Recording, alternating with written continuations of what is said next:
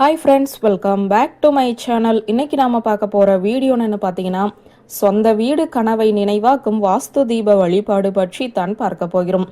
நாம் ஒவ்வொருவருக்கும் ஏதாவது ஒரு ரூபத்தில் தோஷம் என்பது இருக்கும். நம்முடைய ஜாதகத்தில் தோஷம் இருக்கலாம், செய்கிற தொழிலில் தோஷம் ஏற்படலாம். அதே போல நாம் இருக்கக்கூடிய இடத்தை பொறுத்தும் நமக்கு தோஷம் ஏற்படும். அந்த தோஷத்தை தான் நாம் வாஸ்து தோஷம் என்று கூறுகிறோம். நாம் குடியிருக்கக்கூடிய வீடு சொந்த வீடாக இருந்தாலும் வாடகை வீடாக இருந்தாலும் அந்த வீட்டின் அமைப்பு சரியாக இருந்தால்தான் நாம் செய்யக்கூடிய முயற்சிகள் அனைத்தும் வெற்றி அடையும் என கூறப்படுகிறது. வாஸ்து ரீதியான தோஷங்கள் இருக்கக்கூடிய வீட்டில் நாம் குடியிருக்கும் போது நாம் நினைத்த காரியத்தை நம்மால் செய்ய முடியாது. அதுவும் ஒருவித தடங்களாகவே தான் வந்து அமையும். அப்படிப்பட்ட நேரத்தில் அதை சரி செய்ய முயற்சி செய்வோம். சொந்த வீடாக இருக்கும் பட்சத்தில் நம்முடைய இஷ்டத்திற்கு ஏற்றாற் போல நாம் சரி செய்து கொள்ளலாம். ஆனால் வாடகை வீடாக இருக்கும்போது நம்மால் எதுவுமே செய்ய முடியாது. எந்த வீடாக இருந்தாலும் நாம் இருக்கக்கூடிய வீடு தோஷமில்லாமல் இருந்தால்தான் நம்முடைய முயற்சிகள் வெற்றியடையும். அந்த தோஷத்தை நீக்குவதற்கு செய்ய வேண்டிய ஒரு தீப வழிபாட்டை பற்றித்தான் இப்போது நாம் பார்க்க போகிறோம். வாஸ்து பகவான் என்று ஒருவர் இருக்கிறார். அவரை நினைத்து செய்யக்கூடிய ஒரு வழிபாடு தான் இந்த வாஸ்து தீப வழிபாடு. குறிப்பிட்ட நாட்களுக்கு ஒரு முறை வரக்கூடிய வாஸ்து நாளில் வாஸ்து பகவானை நாம் வழிபாடு செய்யும் போது நமக்கு வாஸ்து ரீதியாக இருக்கக்கூடிய தோஷங்கள் அனைத்தும் நீங்கும் என கூறப்படுகிறது. பொதுவாக அன்றைய நாளில் சொந்த வீடு கட்ட நினைப்பவர்கள் பூமி பூஜை செய்வார்கள், கிணறு தோன்றுவதற்காக பூஜை செய்வார்கள்.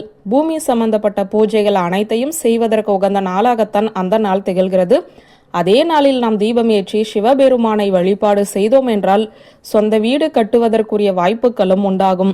நாம் இருக்கிற வீட்டில் இருக்கக்கூடிய தோஷங்களும் நீங்கும். அந்த வழிபாட்டை இப்போது தெரிந்து கொள்வோம்.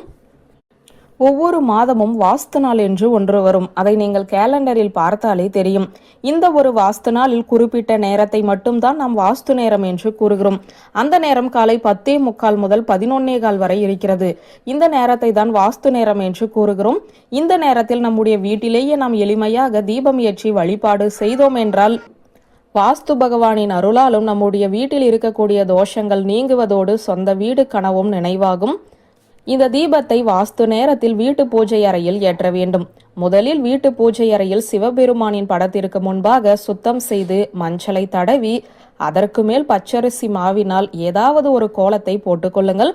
அந்த கோலத்தின் 4 திசைகளிலும் 4 அகல் விளக்குகளை வைக்க வேண்டும். இந்த அகல் விளக்குகள் கோலத்திற்கு உட்புறமாக இல்லாமல் வெளிப்புறமாக இருக்கும்படி பார்த்து கொள்ளுங்கள். இந்த அகல் விளக்கில் நெய் ஊற்றி பஞ்சுத்திரி போட்டு தீபம் ஏற்ற வேண்டும். இந்த 4 விளக்குகளில் இருக்கக்கூடிய தீபம் ஒவ்வொன்றும் ஒவ்வொரு திசையை பார்த்தவாறு இருக்க வேண்டும் என்பது குறிப்பிடத்தக்கது. இவ்வாறு இந்த தீபத்தை ஏற்றி வைத்த பிறகு அன்றைய தினத்தில் நம்முடைய வீட்டில் என்ன இருக்கிறதோ அதை சிவபெருமானுக்கு நெய்வேத்தியமாக வைக்க வேண்டும்.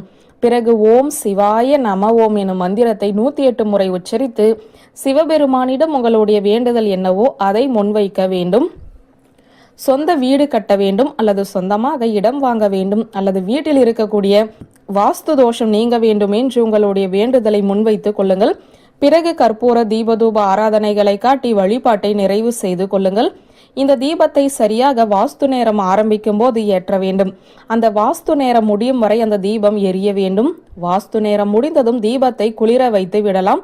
இந்த நாளில் இந்த நேரத்தில் சிவபெருமானை நினைத்து இந்த முறையில் தீபம் ஏற்றி வழிபாடு செய்தோம் என்றால் கண்டிப்பான முறையில் நம்முடைய வீடு நிலம் தொடர்பான அனைத்து வேண்டுதல்களும் நிறைவேறும் என்ற தகவலை சொல்லி இந்த வீடியோவை நிறைவு செய்கிறேன். நன்றி, வணக்கம்.